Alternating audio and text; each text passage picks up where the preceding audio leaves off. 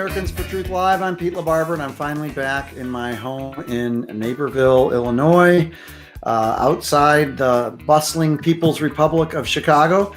And Mike Heath is on the line. Mike, you there? I'm here, Pete. He's there. Glad you made it home safe. I made it home.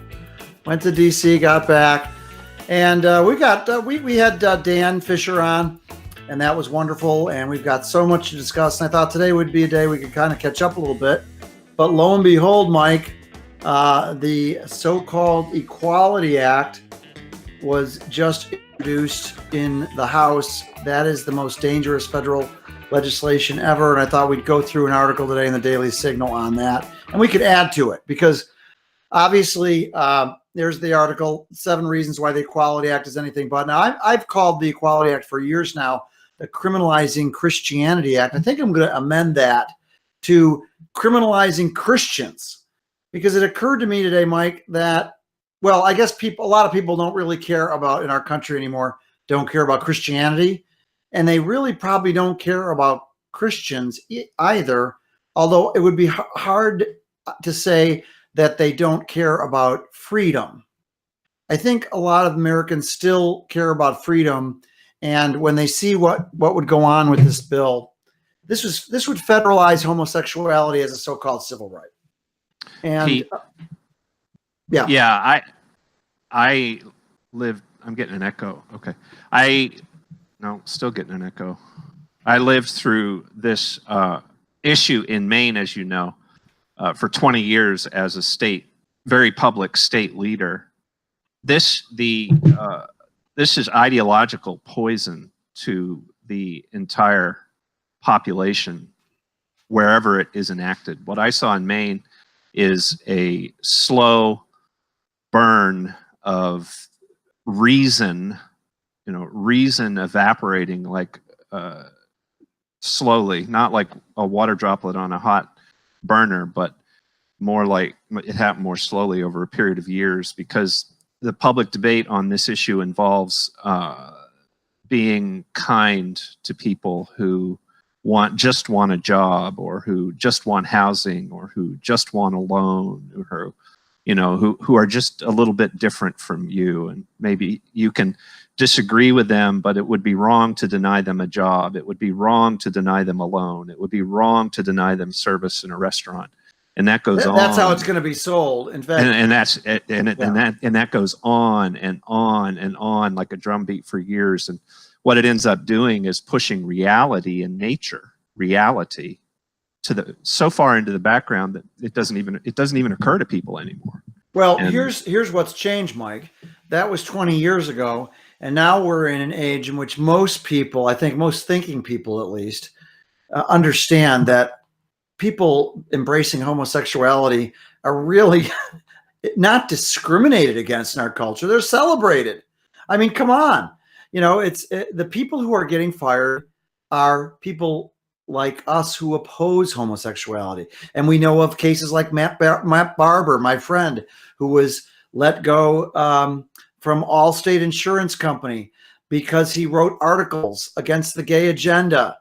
And they said, this is not this, they took him into the HR, they had a meet with their diversity people, and they said, this doesn't match Allstate values. We have people like the Hugh Jennings, the Christian photographer in New Mexico, who got set up by a lesbian couple, I believe, if I got that case memorized correctly. They were, Lindell's joining us, and is Jeff Nell also on the line? Jeff, are you there? Jeff's not here. Oh no, we missed Jeff. Anyways, we could go through Jack Phillips in Colorado. Who was I talking about? The Hugh Jennings, Christian photographers in New Mexico, who didn't want to, kindly said they did not want to participate in a homosexual so-called, back then it wasn't even called a marriage. It was called a commitment ceremony. And they politely said no. They got sued.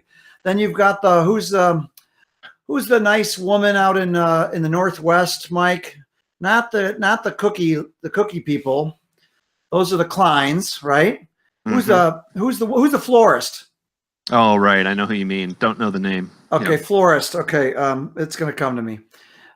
She gave flowers, sold flowers to anybody, but she didn't want to create a wedding bouquet. She didn't want to create flowers for a so-called wedding based on sexual perversion, or what she would say is a sin. Baronella Stutzman. Thanks, Jared. Baronella Stutzman. She also, I mean, the list goes on and on. Okay, now, Mike. Of this program are those of the host. Mike, the thing is, of course, if this all happened with state laws, right, and city laws, what is going to happen? You federalize this monster and you allow people to file a federal lawsuit based on this thing, which creates new civil rights. And Mike, we all know our society is built around the concept and also a distortion of what civil rights is. You're just asking for trouble. This is the box that's going to be, if this gets through, and Trump is foolish enough to sign it now, and we shouldn't discount that possibility either, right, Mike? I mean, we've got Ivanka Trump, his daughter, even though she proclaims to be an Orthodox Jew, she converted to Orthodox Judaism, and she still embraces the rainbow. She still, promotes homosexuality, gay rights. We can't discount the possibility that Trump would sign it. I think he will sign it. I mean, he's publicly supported this agenda.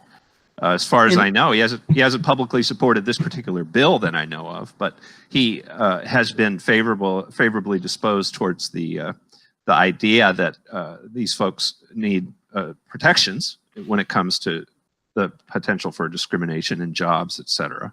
Yeah. So the problem with all those cases that you mentioned is that they have been portrayed in the media as if the people who you mentioned who lost jobs or who were harassed by the LGBTQ mob that their intentions were evil, regardless of what they said about their intentions. That's not what made it into the stories, and that's not what the public thinks about. And what ends up happening is, as this law proceeds and as the rhetoric rolls out there, the propaganda really, we hear less and less and less about the realities that are at issue here, like those that are portrayed in the excellent book that you can obtain from Mass Resistance, authored by Amy Contrada, that documents from government sources the real issue, the real fruit of this so-called lifestyle. Yeah, and we're going to play some of that propaganda. Jared, I texted you something about that, the Human Rights Campaign. There's the book by Mass Resistance. Let's start going through this, Mike. Let's go through this piece and understanding that Mike and I will give some more reasons to oppose the Equality Act, because what we're going to get here are going to be the main public policy reasons. Let's see what they got. Number one is, go ahead. The article is by Monica Burke. This is for the Daily Signal, which is part of the Heritage Foundation. This is Washington right here. This is one of the lead articles against the Equality Act, which was just introduced by a guy out where you used to be from, at least north of Maine, in Rhode Island, a guy named Cicilline, I think his name is, Congressman. South of Maine, yeah. South of Maine, and he is an open homosexual. He introduced it. Nancy Pelosi says it will be a priority. Again, this is a bill which homosexualizes civil rights in our society. The 1964 Civil Rights Act, it would add sexual orientation, which equals homosexuality and other perversions, and gender identity, which is gender confusion.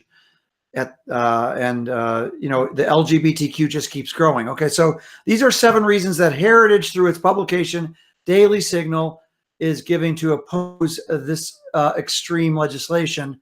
And number 1, it would penalize Americans who don't new sexual norms or gender ideology.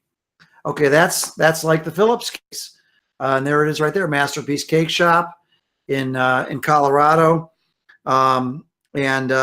He basically did not want to participate. He didn't want to create a wedding cake because he didn't believe that 2 men or 2 women could get married. It's that simple. Now, Mike, a key point about how you're right is you could quantify this if we had a researcher, paid him some money to do it. But I would be fascinated to see how the political discourse, because in politics with the press, everything's political, right? Mhm. how it has changed on the issue of same-sex marriage, so-called, since Obergefell 4 years ago, how it is now. Because now it seems even a lot of conservatives are sort of touting the position that if you're against same-sex marriage, like Pence, for example, I've seen it written, and I've seen it in the press where Pence, well, he's against same-sex marriage, as if it's now a more radical position to be against it than to be for it. I mean, 25 years ago, it was radical to be for gay marriage. Now, even some conservatives, so-called, would say it's radical to be against it.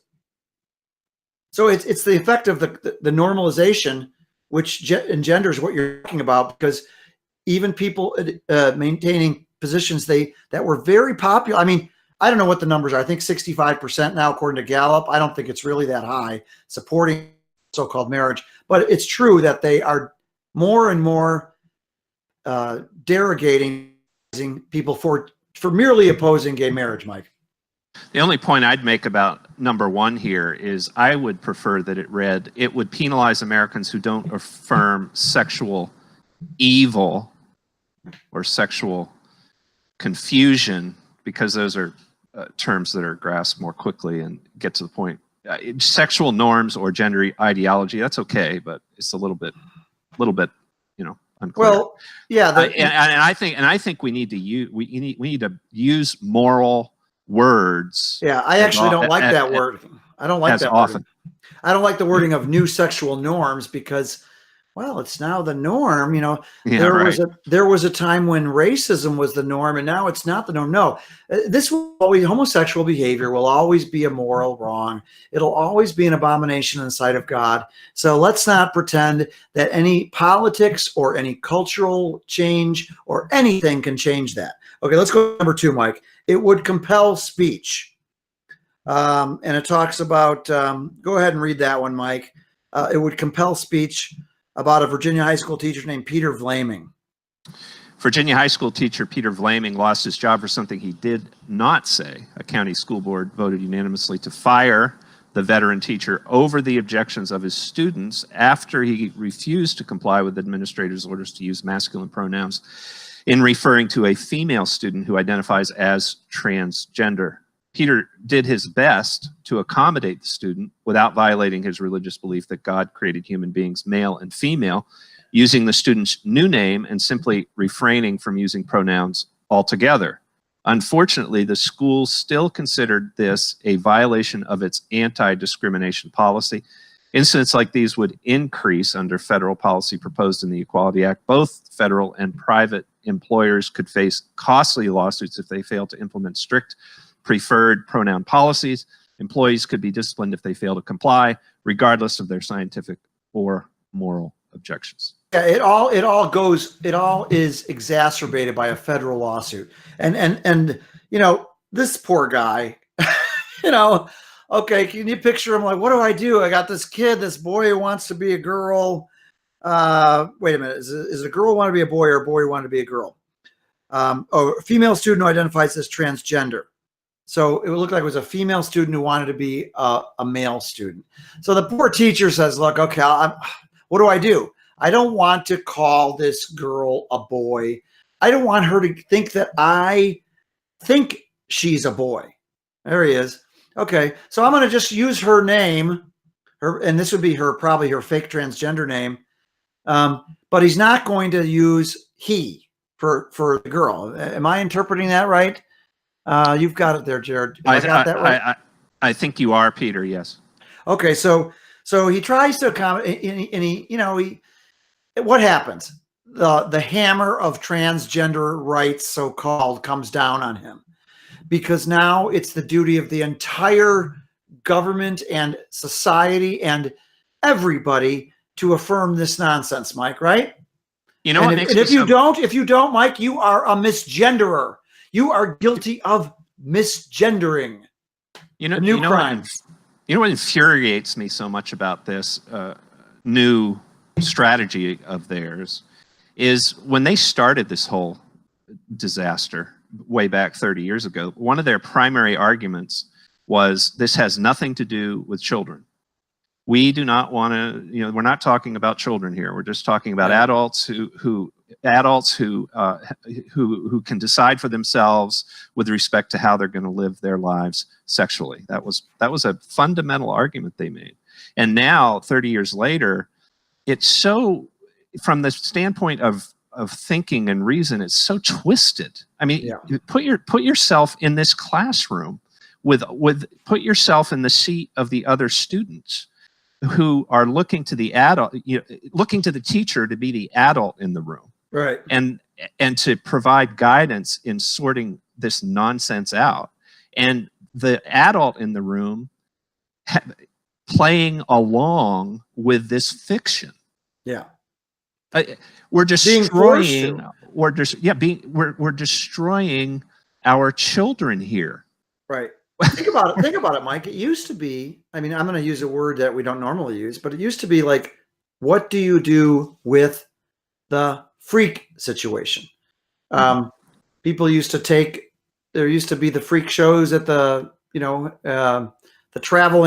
lady with the beard.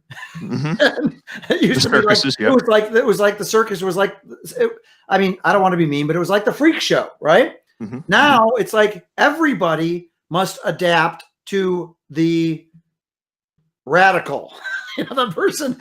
Everybody must. I mean, really, this is how I believe the so-called LGBTQ, now it calls itself queer. This is how they destroy societies, because that's a great point. Because I love the picture of the circus and the freak show, because I mean, it used to be, we used to have freak shows. The lady grows the beard. Now, if a lady grows the beard, oh, you better call. She's a pregnant man. Oh my, men are getting pregnant. A pregnant man. Another man bore a baby. Wait a minute, a man did? Or was it just a woman who grew a beard through testosterone, still has a uterus, had a baby, still looks, trying to look like a... And Pete, with our young people, we've arrived at the point, really we have, because of the influence of the smartphones and the internet and the government pushing this so dramatically, we've arrived at the point where the freak is the normal young person who's trying to sort this out, or trying to address it in some kind of reasonable way. That's the freak. Yeah, the freak. In other words, Christians are the freak. Yeah, because Christians, you got to put your freak on, and you know what that means? Hey, Christians, if you're putting your freak on, you're getting reason. You're reading your Bible. You're saying, is there any reason for me reading the Word of God, and other things? By the way, we're not saying just get everything from the Bible, because everything backs up the Bible. You can't change your DNA. I've never met an ex-black. The joke is always Michael Jackson. I never met an ex-black. I never met an ex-Latino, but I've met many, many ex-gays and ex-transgender. So, Christian, you're going to put your freak on. You're going to put your freak on, which means you're going to be normal. You're going to learn. You're going to say, is there any reason, because I'm young, that I get to change the moral order, the created moral order that has stood for centuries? Do I get to change that? Mike, I have this thing. Morality is not an app. Morality is not an app. You don't get to say, oh, that app, I hate that app. I hate that Christian app. Get rid of that app.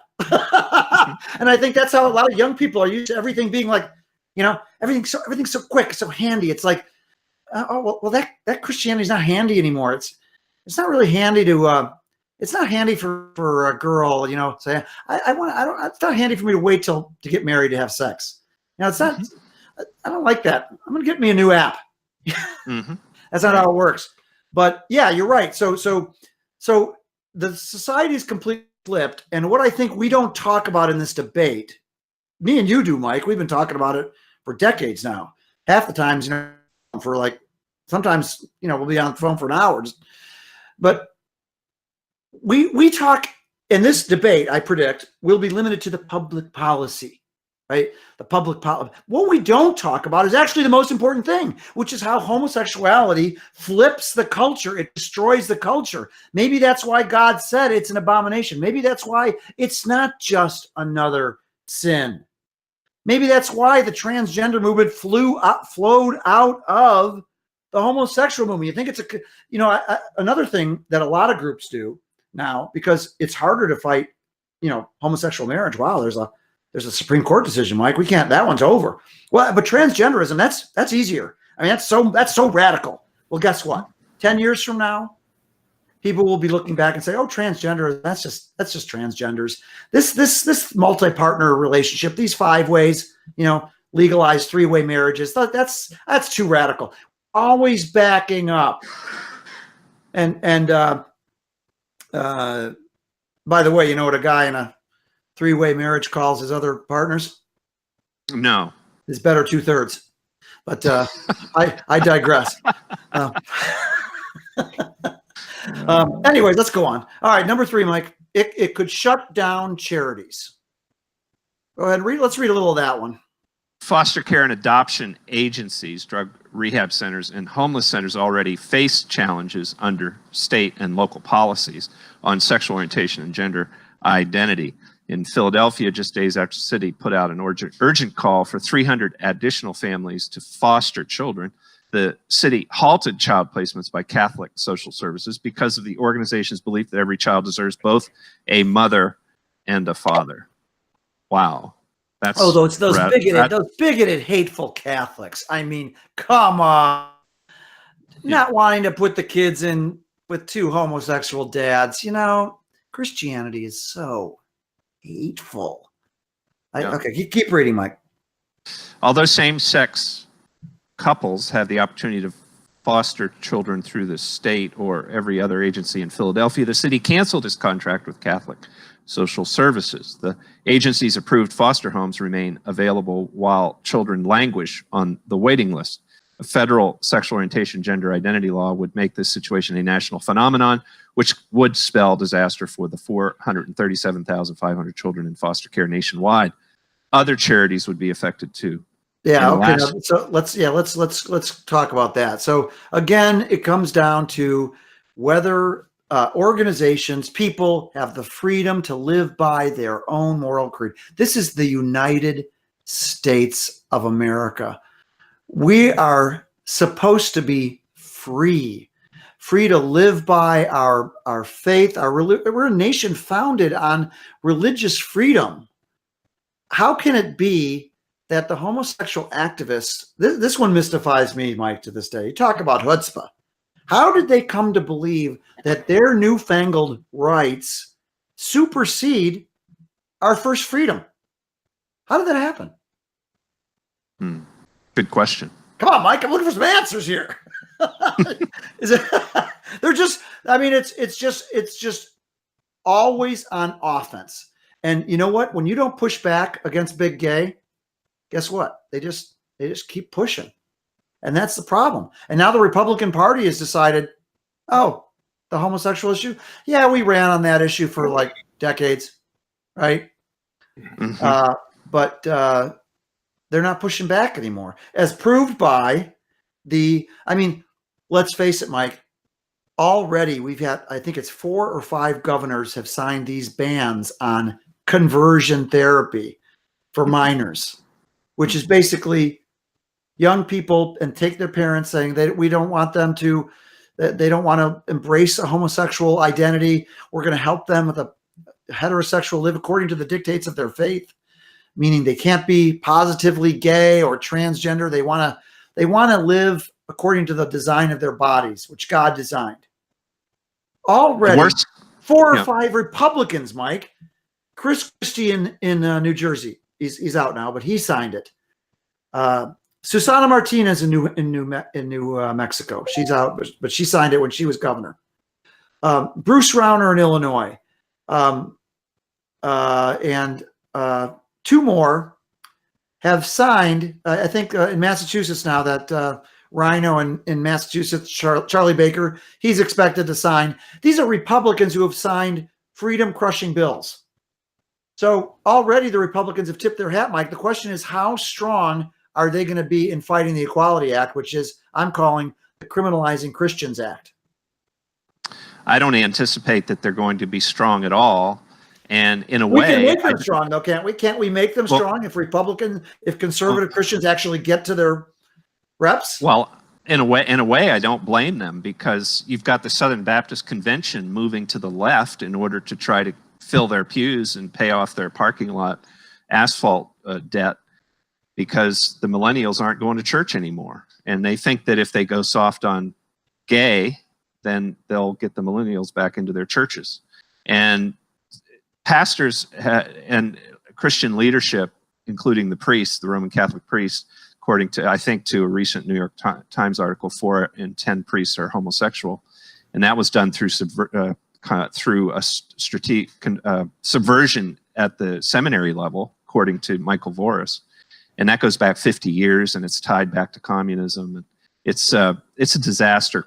See, America won't work. The American Republic, we're not a democracy. The American Republic won't work unless the pastors are robust in applying Christian principles, Christian moral teachings to national life by helping their congregants, the Christians in the pews, to repent of their sins. And people aren't going to repent of sins that they don't think are sins, or that they don't think, or that they don't think about at all, because the subject never comes up. Or when it does come up, the explanation that's provided from the pulpit is obfuscatory, meaning it's not clear. Right. When there isn't another issue in the Bible, I would argue, that is more clear in terms of it being negative. The Bible condemns this. I mean, it's mentioned more often. Abortion isn't even named in the Bible, right? I mean, child sacrifice is there, but this particular sin is named. And whenever there's no case you can make for it to go. Mike, we're almost out of time. I'm going to quickly read the other 3 reasons, then we'll talk about them tomorrow. Number 4 is the Equality Act, so-called, would allow more biological males to defeat girls in sports. In other words, this is talking about, of course, is boys who want to be girls. And so the political correctness culture says you're girls and allows them to compete in female sports, which is insane. As the father of 2 daughters, I cannot tell you how much this drives me crazy. Our society is literally going down the tubes, folks, if this is allowed to go on. America's future is at stake. We want to make America great again. You have to save America from this and other nonsense. Okay, it's a revolution. It's not just nonsense. It's a revolutionary program that's being carried out by the left, and it destroys cultures, it destroys societies. Number 5, the Equality Act could be used to coerce medical professionals. Under state sexual orientation and gender identity laws, individuals who identify as transgender have sued Catholic hospitals in California and New Jersey for declining to perform, here it comes, Mike, hysterectomies on otherwise healthy women who want to pursue gender transition. We're talking about these awful body disfiguring transsexual operations, Mike. Hospitals will be compelled under non-discrimination edicts to do those operations. Number 6, it could lead to more parents losing custody of their children. That goes to parents who do not want to go along with the transgender thing, Mike, and who want their children could literally be taken from them in the guise of non-discrimination, fighting against discrimination. That's how radical this agenda gets. Number 7, it would enable sexual assault.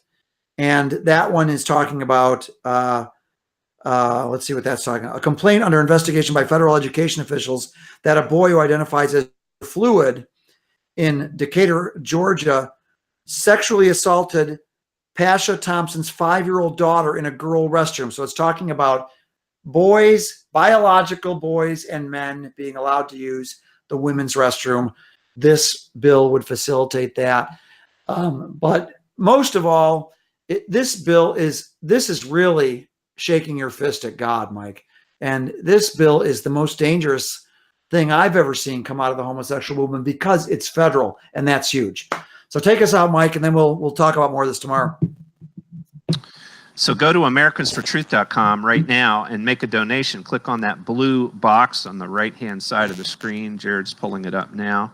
And you can make a donation of any amount using your credit or debit card. And we need your support. So please do that today. And folks, life is too short to be politically correct.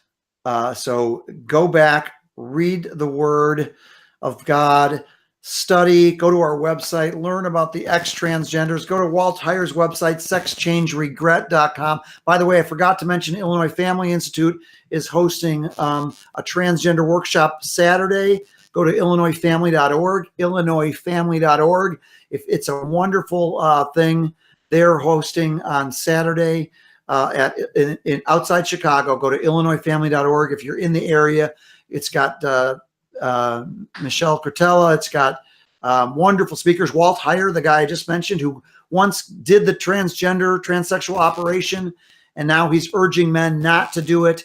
That's Saturday at illinoisfamily.org. I'm Pete LaBarber. I will see you tomorrow. And remember always, it's your duty to defend truth, because ultimately it's God's truth, not ours. Thank you for watching.